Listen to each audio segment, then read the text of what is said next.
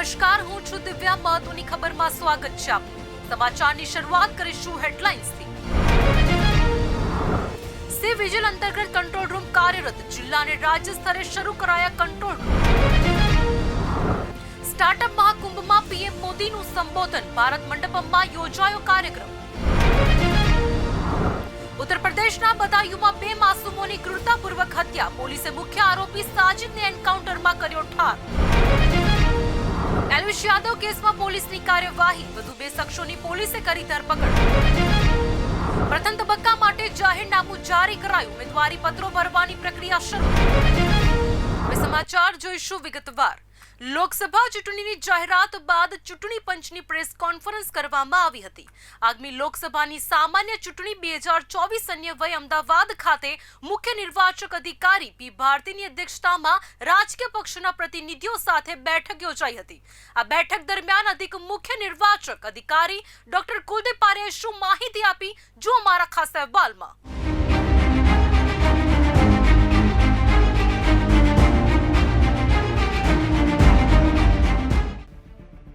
આ બેઠકમાં ચૂંટણી સમય દરમિયાન રાજકીય પક્ષો અને ચૂંટણી લડવા ઉમેદવારોએ ધ્યાનમાં રાખવાના વિવિધ વિષયો અંગે ચર્ચા કરી.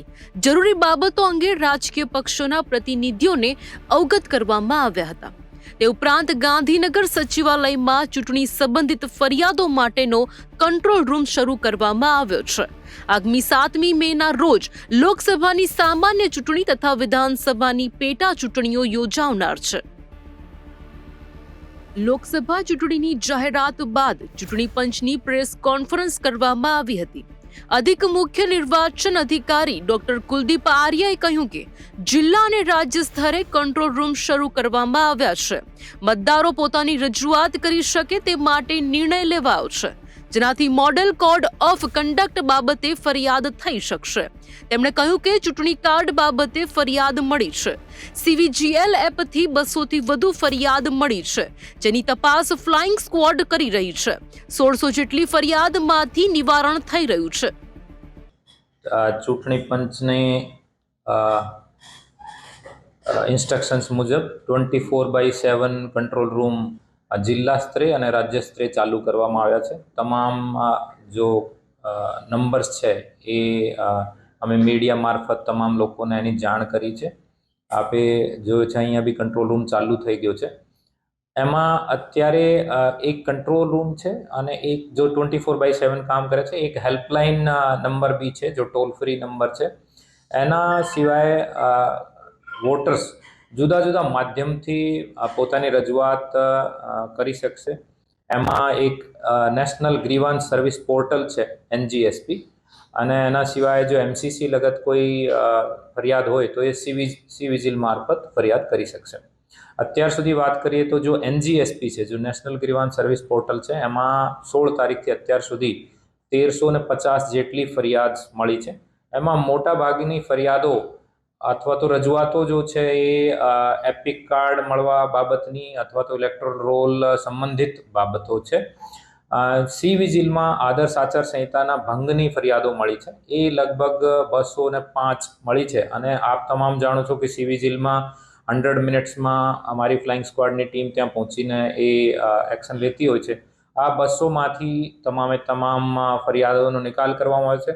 કેમ કે શરૂઆત છે તો શરૂઆતમાં એવા પણ જોવા મળ્યો છે કે લગભગ અમુક ફરિયાદો સાચી ફરિયાદ હોતી નથી અને લગભગ 35 જેટલી એવી ફરિયાદો પણ છે જો એકદમ પ્રાઇમા ફેસી ડ્રોપ પણ એમાંથી કરવામાં આવી છે.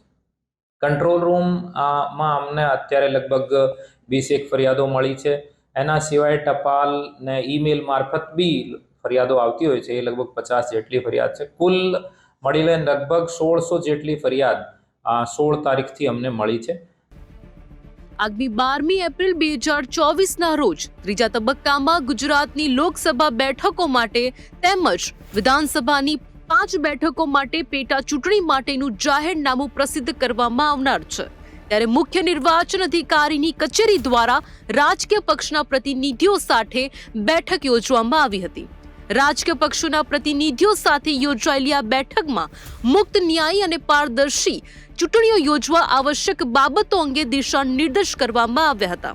અધિક મુખ્ય નિર્વાચક અધિકારી કુલદીપ આર્યાએ ચૂંટણી સમયગાળા દરમિયાન આદર્શ આચાર સંહિતાના અમલીકરણ, ખર્ચ નિરીક્ષણ, ઉમેદવારી પત્રો અને ચૂંટણી પ્રસાર સહિતની બાબતો તથા વિવિધ પરવાનગીઓ માટે ભારતના ચૂંટણી પંચ દ્વારા તૈયાર કરવામાં આવેલી આઈટી એપ્લિકેશન અંગે રાજકીય પક્ષના પ્રતિનિધિઓને માહિતગાર કર્યા હતા.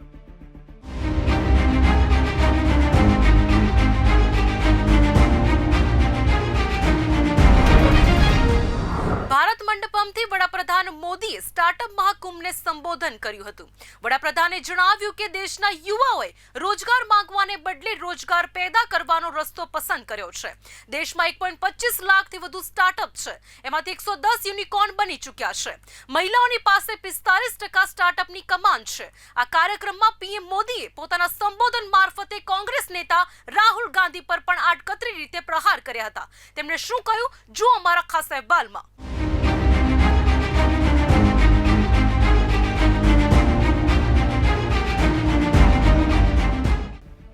વડાપ્રધાન મોદીએ ભારત મંડપમમાં સ્ટાર્ટઅપ મહાકુંભ કાર્યક્રમને સંબોધિત કરતા કહ્યું હતું, 1.25 લાખથી વધુ સ્ટાર્ટઅપ્સ અને 110 યુનિકોર્નની સાથે ભારત વિશ્વની ત્રીજી મોટી સ્ટાર્ટઅપ ઇકોલોજી તરીકે ઉભર્યું છે.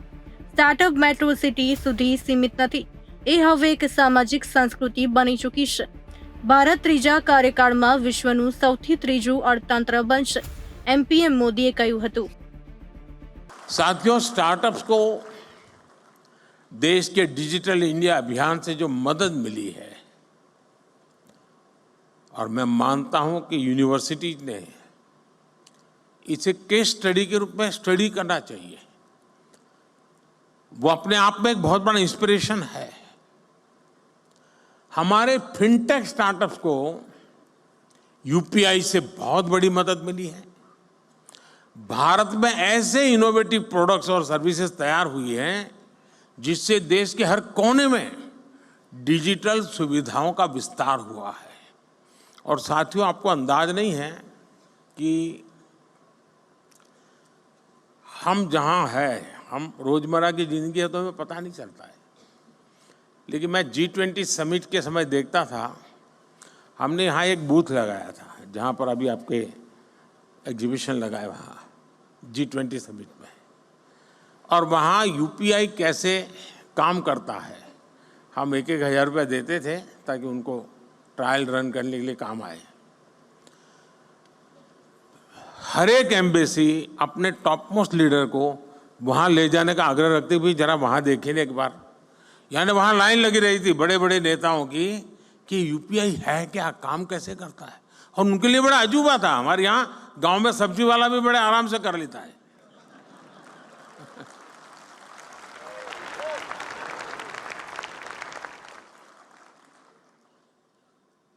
साथियों, इससे फाइनेंशियल इंक्लूजन को बल मिला है. रूरल और अर्बन डिवाइड को देश कम कर पाया है. વડાપ્રધાન નરેન્દ્ર મોદીએ સ્ટાર્ટઅપ મહાકુંભમાં કોંગ્રેસ નેતા રાહુલ ગાંધીનું નામ લીધા વગર નિશાન સાધ્યું. તેમણે કહ્યું, ઘણા લોકો સ્ટાર્ટઅપ્સ લોન્ચ કરે છે અને રાજકારણમાં તે તેનાથી પણ વધારે છે. તેમને ફરીથી અને ફરીથી લોન્ચ કરવા પડે છે. તમારા અને તેમની વચ્ચેનો તફાવત એ છે કે તમે પ્રાયોગિક છો. જો એક લોન્ચ ન થાય તો તમે તરત જ બીજા પર જાઓ છો. આપને જણાવી દઈએ કે સ્ટાર્ટઅપ ઇન્ડિયા પહેલ નવા વિચારો માટે એક પ્લેટફોર્મ પૂરું પાડે છે, તેમને ભંડોળના સ્ત્રોતો સાથે જોડે છે અને ટિકરિંગ લેબ્સ અને ઇન્ક્યુબેટિંગ લેબ શરૂ કરી છે. આવા તમામ પ્રયાસોએ ટિયર 2 અને નવા વિચારો વિકસાવવામાં મદદ કરી છે.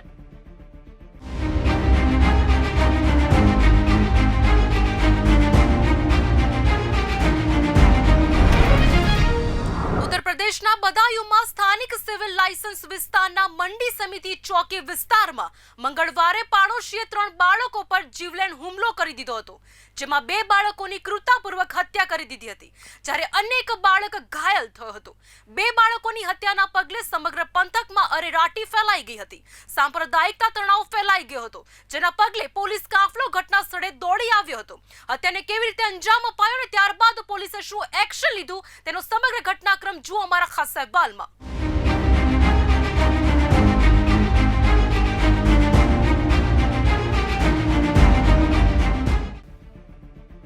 ઉત્તર પ્રદેશના બદાયુ જિલ્લામાં 2 સગીર બાળકોની હત્યા કરી નાખવામાં આવી હતી, જ્યારે ત્રીજા એક બાળકને ગરદનના ભાગે ઘા કરીને હુમલો કરવામાં આવ્યો હતો, જેની સારવાર હાલ હોસ્પિટલમાં ચાલી રહી છે. બીજી તરફ હત્યાને પગલે વિસ્તારમાં સાંપ્રદાયિક તણાવ ફેલાઈ ગયો છે અને પોલીસ સ્ટેશન પર મૃતકોના પરિજનો સહિત હિન્દુ સંગઠનના સભ્યો એકઠા થઈ ગયા હતા. પીડિત પરિવારનો આરોપ છે કે મૃતક બાળકોના ગળા કાપીને લોહી પણ પીવામાં આવ્યું હતું. ઘટનામાં આરોપીઓની ઓળખ સાજિદ અને જાવેદ તરીકે થઈ છે, જેઓ સલૂન ચલાવે છે. પ્રાપ્ત જાણકારી અનુસાર પોલીસે એક આરોપી સાજિદને એન્કાઉન્ટરમાં ઠાર કર્યો છે. હાલ સ્થળ પર મોટી સંખ્યામાં પોલીસ અને પેરામિલિટરીના જવાનો તૈનાત કરી દેવામાં આવ્યા છે. સમગ્ર ઘટના મંગળવારે એટલે કે 9 માર્ચ બની હતી. एक भाग गया है, 2 थे. एक ने दुकान जल्दी बढ़ा के वो नीचे इंतजार कर रहा था, 2 थे. क्या नाम था दोनों का? क्या नाम था दोनों का? जावेद और साजन साजिद. तो दोनों आपके घर में दोनों आए थे? हाँ. फिर क्या हुआ? फिर वो आके मुझसे पहले बोले भाभी क्लेचर दे दो. अच्छा. मैंने क्लेचर 3 लिए. मुझे 50 रुपए दिए तो मैंने 5 रुपए उसे लौटा दिए. मैंने कहा बेटा 15 के 45 के बने. बोला ठीक है भाभी. तो फिर उसने लेके तो बोला भाभी कुछ काम से आए. हमने बोल बेटा क्या है? बोला मुझे 5000 रुपए की जरूरत है. तो हमने तुरंत ही अपने हस्बैंड को फोन किया. हमने कहा ऐसे ऐसे है, वो जावेद और वो दोनों आके पैसे मांग रहे हैं. तो बोले कोई बात नहीं, बच्चे सही हैं, दे तो होगा, मतलब मुसीबत. तो हमने भी कहा कोई बात नहीं, मुसीबत सब पे. हाँ. बोला मुझे 11 बजे का टाइम दिया है वहाँ पे हॉस्पिटल में, जनाने अस्पताल में डिलीवरी होने को है हमारी बहू के. तो 5 बच्चे हमारे खत्म हो गए, एक है हमारे बच्चे बचते ही नहीं. हमने अच्छा भैया कोई बात नहीं, कोई सब मुसीबत तो सब पे आ जाती, कोई बात नहीं, बैठो. 9 बजे तुम वैसे दुकान बढ़ा होते हैं, आप चले जाना. 9 बजे बढ़ाएंगे तो आप चले जाना, टाइम कट जाएगा. मैंने उसे चाय भी पिलाई, चाय लेके ऊपर मंगाई उसने, तो ऊपर दे दी. चलो कोई बात नहीं, नहीं टाइम कट रहा, मतलब बेचैनी होगी इसे. फिर इसने बच्चों को बुलाया ऊपर. फिर एक को बड़े को रोक लिया इसने, छोटे से पानी मंगाया और बीच वाले को वहाँ गुटखा मंगवाई. हमारे बच्चे गुटखा वगैरह नहीं लाते, जिसने मंगाया वो चले गए. और वो गया तो उसे पकड़ के उसका यहाँ तो उसका गिलास हाथ से गिरा. तो हमने पूछा तो आवाज ही नहीं आई. तो हमने हो सकता है डर न बोला हो वो. पीछे चाकू लेके नीचे लथपथ खून से आया. छोट बीच वाले को भी पकड़ा इसने. वो तो चाकू उसने उसके गिरा, उसने फेंका और छुटा के भाग के आ गया नीचे. उस समय दूसरा वाला व्यक्ति कहाँ था? दूसरा नीचे था. नीचे बैठा हुआ था? हाँ. तो ऊपर जावेद गया था या साजिद गया था? साजिद गया था. બનાવની વધુ વિગત અનુસાર બંદાયુની સિવિલ લાઇન્સ સ્થિત બાબા કોલોનીના એક મકાનમાં વિનોદ નામના એક વ્યક્તિનો પરિવાર રહે છે. વિનોદની પત્ની બ્યુટી પાર્લરમાં કામ કરતી હતી, જ્યારે વિનોદ ગાઝીપુરમાં પાણીની ટાંકીના કોન્ટ્રાક્ટનું કામ કરે છે. ઘટના બની ત્યારે બાળકોની માતા પણ ઘરે હાજર હતી, જ્યારે તેનો પતિ કામથી બહાર ગયો હતો. આ દરમિયાન આરોપી સાજિદે પોતાની પત્ની ગર્ભવતી હોવાથી હોસ્પિટલમાં સારવાર માટે 5000 રૂપિયા મદદ માંગી હતી. ત્યારબાદ આરોપીએ આ ઘટનાને અંજામ આપ્યો હતો. क्या होता आपके साथ, आपके भाइयों के साथ कौन आया था घर पे? वो जो सैलून वाले भैया थे वो लोग आए थे. तभी ऊपर मैं छोटे बड़े वाले भाई को ऊपर ले गए. फिर पता नहीं क्यों मारा, फिर मुझे भी मारने लगा. मैंने उनका चाकू हटाकर उनको धक्का देकर नीचे भागाया. आपको भी मारने की कोशिश की थी? कुछ कहीं चोट तो नहीं लगी आपको? लगी है. कहाँ लगी है? ये एक मुंडी में सामने लगी सर में लगी है और हाथ में लगी है. कुछ कह रहा था उस टाइम, जिस टाइम वो जो है मार रहा था, कुछ बोल रहा हो, कुछ कह रहा हो, कुछ सुना हो आपने? नहीं. क्यों किया ऐसा? कभी कोई झगड़ा हुआ था? कभी क्या हुआ, क्या था, क्यों किया उसने ऐसा? कुछ पता है आपको? नहीं. आप लोग दुकान जाते थे, कभी कोई बात हुई हो, कभी उसने गुस्से में बोला हो या कुछ और? नहीं. कुछ आपको याद आता है उससे आखिरी बातचीत आपकी क्या रही होगी जब आप कभी दुकान गए हो या कुछ और? दुकान जाते थे आप उसकी कभी कटिंग नहीं कराने? इन्हीं के यहाँ जाते थे, इन्हीं के यहाँ रोज कटवाते थे. इन्हीं क्या जाते थे कटवाने? अच्छा. तो उस टाइम कभी कुछ उसने कहा हो या कभी गलत तरीके से बातचीत की हो? कभी कुछ गलत नहीं लगा? अच्छा. तो कल जब ये आया तो कितने लोग आए थे? दो लोग आए थे। अच्छा, दोनों यही दुकान में काम करते थे? दोनों की दुकान है ये? दो भाई भाई। अच्छा, ठीक है। पुलिस चौकी के पास स्थान है, उसमें एक युवक ने एक घर में मुस्लिम उसका ये घर है, 2 बच्चों की हत्या कर दी। तो उसको लेकर कुछ लोग आक्रोशित हो गए हैं, उनको सजाया बजाया गया, बॉडीज को पोस्टमार्टम के लिए उन लोगों ने भिजवाया है और उनको आश्वस्त किया गया है जो न्यायिक कार्रवाई है, कानूनी कार्रवाई लोग समझ कितने ઘટનાની જાણ થયા બાદ પોલીસે ફરાર આરોપીની શોધખોળ શરૂ કરી હતી। આખરે સાજિદ પોલીસના હાથે ઝડપાઈ ગયો હતો। તેણે પોલીસ પર હુમલો કરીને ભાગવાનો પ્રયાસ કર્યો હતો। આ દરમિયાન પોલીસે તેને એન્કાઉન્ટરમાં ઠાર કરી દીધો હતો। જણાવવામાં આવી રહ્યું છે કે સાજિદ સાથે જાવેદ નામનો અન્ય એક ઈસમ પણ આ ઘટનામાં સામેલ હતો, જેની ધરપકડ કરવા પોલીસે ચક્રો ગતિમાન કર્યા છે।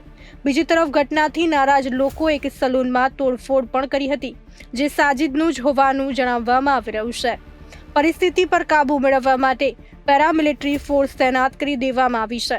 જો કે જેમ જાણ થતી ગઈ તેમ હિન્દુ સંગઠનના લોકોએ એકઠા થવાનું શરૂ કરી દીધું હતું અને પોલીસ મથકે જય શ્રી રામના નારા પણ લગાવ્યા હતા।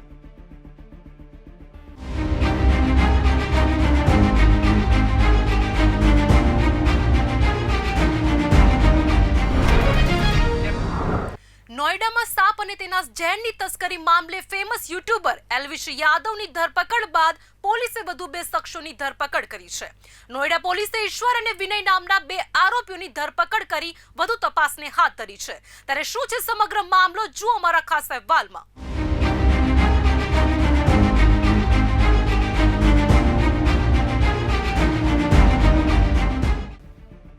એલ્વિશ યાદવની ધરપકડ બાદથી રેવ પાર્ટીઓમાં સાપની દાણચોરી અને તેના ઝેરનો મુદ્દો ચર્ચામાં છે। નોઈડા પોલીસ આ મામલે ઝડપથી કાર્યવાહી કરી રહી છે। આ કેસમાં એક પછી એક નવા ખુલાસાઓ સામે આવી રહ્યા છે। તાજેતરમાં આ કેસમાં નોઈડા પોલીસ વધુ 2 લોકોની ધરપકડ કરવામાં આવી છે। દિલ્હી, NCR અને હરિયાણાના ઘણા ફાર્મ હાઉસમાં રેવ પાર્ટીઓનું આયોજન કરવાના આરોપમાં આ લોકોની ધરપકડ કરવામાં આવી છે। નોઈડા પોલીસે ઈશ્વર અને વિનય નામના વધુ 2 આરોપીઓની ધરપકડ કરી છે। એલ્વિશ યાદવની ધરપકડ બાદ પોલીસની તપાસ ઝડપથી આગળ વધી રહી છે, જે બીજા ઘણા લોકોની ધરપકડ તરફ ઇશારો કરી રહી છે। નોઈડા પોલીસ પૂછપરછ માટે ઘણા મોટા નામોને નોટિસ મોકલી શકે છે। આ કેસમાં અત્યાર સુધીમાં 8 લોકોની ધરપકડ કરવામાં આવી છે। मुकदमा अपराध संख्या 461/23, जिसमें कुछ दिनों पहले एल्विश यादव की गिरफ्तारी हुई थी। उसी मुकदमे में आज सुबह 2 अन्य लोगों की गिरफ्तारी हुई है। इनका नाम ईश्वर और विनय है। ईश्वर राहुल सपेरा से लगातार बात करता रहता था और उसका अपना बैंक्वेट हॉल है जहां पर वो सांप बुलाता था और सांपों का जहर मंगाता था। विनय ईश्वर यादव का खास दोस्त है और अक्सर ही साथ में रहते हैं। ईश्वर और विनय की आपस में साठगांठ थी और ये लोग सांपों का आदान प्रदान और विष का आदान प्रदान करने में मदद करते थे। આ કાયદા હેઠળ નોંધાયેલા આરોપીઓને સરળતાથી જામીન મળતા નથી। ગયા વર્ષે પીપલ ફોર એનિમલ્સ સંગઠનની ફરિયાદને આધારે નોઈડા પોલીસે સેક્ટર 51 સ્થિત બેન્ક્વેટ હોલમાં દરોડો પાડ્યો હતો અને 5 લોકોની ધરપકડ કરી હતી। PFAએ તેની FIRમાં એલ્વિશ યાદવનું નામ પણ લીધું હતું અને તેના પર રેવ પાર્ટીઓનું આયોજન કરવાનો આરોપ લગાવ્યો હતો। એવો દાવો કરવામાં આવ્યો હતો કે તેઓએ વિદેશીઓને આમંત્રણ આપ્યું હતું અને ઝેરી સાપની વ્યવસ્થા કરી હતી। અત્રે ઉલ્લેખનીય છે કે દરોડા દરમિયાન 9 ઝેરી સાપ મળી આવ્યા હતા। Prevention of cruelty to animals act હેઠળ સાપના ઝેરની ગ્રંથિઓ કાઢવી એ સજાપાત્ર ગુનો છે અને ગુનેગારને 7 વર્ષની જેલ થઈ શકે છે। એલ્વિશ યાદવ તાજેતરમાં ગુરુગ્રામમાં સાગર ઠાકોર નામના યુટ્યુબરને મારવા બદલ પણ ચર્ચામાં રહ્યો હતો। હાલ કોર્ટ એલ્વિશ યાદવને 14 દિવસની જ્યુડિશિયલ કસ્ટડીમાં મોકલી દીધો છે। જેલ સત્તાવાળાઓ તરફથી આવી માહિતી મળી હતી કે એલ્વિશ યાદવની જેલમાં પ્રથમ રાત બેચેની અને નિરાશામાં પસાર થઈ હતી। મંગળવારે તેને ક્વોરન્ટાઇન સેલમાંથી હાઈ સિક્યોરિટી સેલમાં ખસેડવામાં આવ્યો હતો।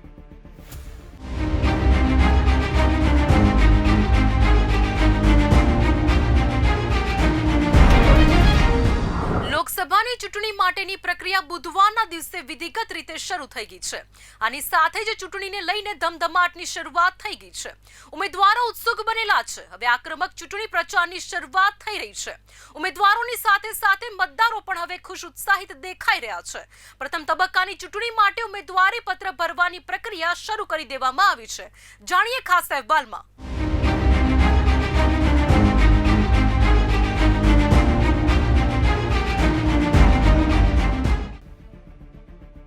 લોકસભાની ચૂંટણીમાં પ્રથમ તબક્કાની ચૂંટણીને લઈને હવે રાજકીય માહોલ જામી રહ્યો છે.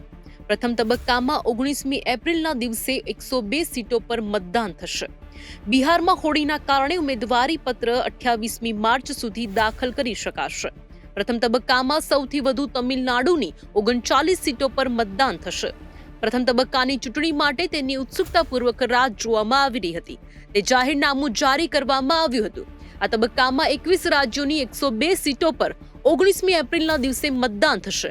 આ તમામ સીટો પર 27મી માર્ચ સુધી ઉમેદવારી પત્ર દાખલ કરી શકાશે. કાર્યક્રમ મુજબ ઉમેદવારી પત્રોની ચકાસણીની પ્રક્રિયા 28મી માર્ચે હાથ ધરાશે. ઉમેદવારી પત્રો 30મી માર્ચ સુધી પરત ખેંચી શકાશે. અંતે નોંધનીય છે કે દેશમાં 7 તબક્કામાં મતદાન થશે. પહેલા તબક્કા માટે 19 એપ્રિલ, બીજા તબક્કા માટે 26 એપ્રિલ, ત્રીજા તબક્કા માટે 7 મે, ચોથા તબક્કા માટે 13 મે, પાંચમા તબક્કા માટે 20 મે, છઠ્ઠા તબક્કા માટે 25 મે અને સાતમા તબક્કા માટે 1 જૂને મતદાન કરવામાં આવશે. આ તબક્કામાં 17 રાજ્યો અને 4 કેન્દ્ર શાસિત પ્રદેશોની 102 લોકસભા સીટો પર ચૂંટણી થશે. તબક્કામાં જે રાજ્યોની લોકસભા સીટો માટે મતદાન થશે તેમના પર ઉમેદવારોના નોમિનેશન દાખલ કરવાની પ્રક્રિયા શરૂ થઈ ગઈ છે. પરિણામ 4 જૂને આવશે. ચૂંટણી પંચે વારંવાર કહ્યું છે કે તે નિષ્પક્ષ, સ્વતંત્ર અને સુરક્ષિત લોકસભા ચૂંટણી આયોજિત કરવા માટે પ્રતિબદ્ધ છે. પહેલા ચરણ માટે 27 માર્ચ સુધી નોમિનેશન દાખલ કરવામાં આવી શકે છે. નોમિનેશનની તપાસ 28 માર્ચે કરવામાં આવશે અને ઉમેદવારી પરત લેવાની છેલ્લી તારીખ 30 માર્ચ છે. પ્રથમ તબક્કામાં ચૂંટણી માટે જાહેરનામું જારી કરાયા બાદ ચૂંટણી પ્રક્રિયા શરૂ કરી દેવામાં આવી છે. પ્રથમ તબક્કામાં જે રાજ્યોમાં મતદાન યોજાનાર છે તેમાં તમિલનાડુની 29, રાજસ્થાનની 12, ઉત્તર પ્રદેશની 8, મધ્યપ્રદેશની 6, ઉત્તરાખંડ, અસમ, મહારાષ્ટ્રની 5, બિહારની 4, પશ્ચિમ બંગાળની 3, અરુણાચલ પ્રદેશ, મણિપુર, મેઘાલયની 2 અને છત્તીસગઢ, મિઝોરમ, નાગાલેન્ડ, સિક્કિમ, ત્રિપુરા, અંદમાન અને નિકોબાર દ્વીપ સમૂહ, જમ્મુ કાશ્મીર, લક્ષદ્વીપ અને પોંડુચેરીમાં 1 સીટો પર મતદાન થશે.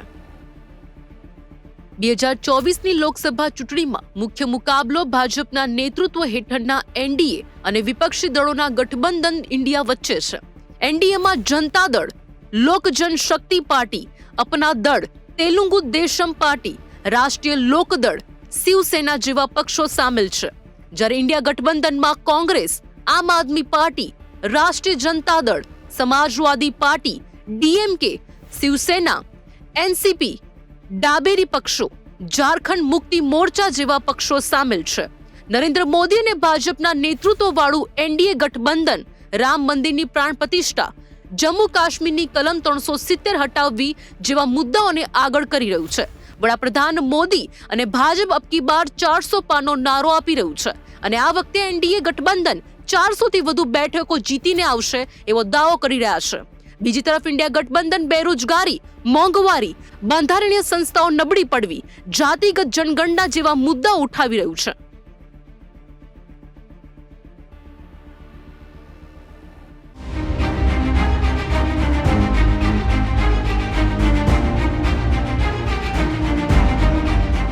મહત્વની ખબરમાં ફરી મળીશું આજ સમય. ત્યાં સુધી જોતા રહો બુલેટિન ઇન્ડિયા, ભરોસો ગુજરાતનો.